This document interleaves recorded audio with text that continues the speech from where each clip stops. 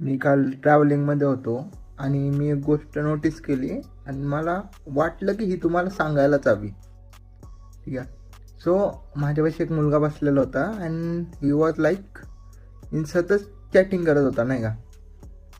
And he was sending the message like जेवलीस का, बरी आहेस का, कुठे आहे.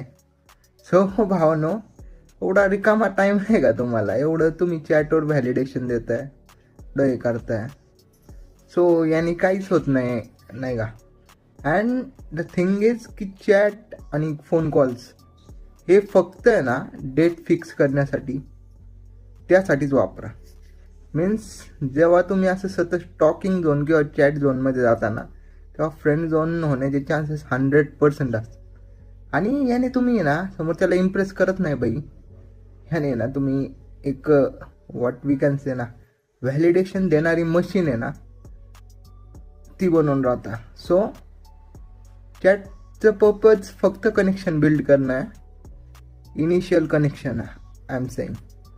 हा ठीक आहे, इनिशियली 1-2 मिनटं चॅट केलं तर ठीक आहे, बट हे असं याच्यासाठी यूज नका करू. जेवलीस का,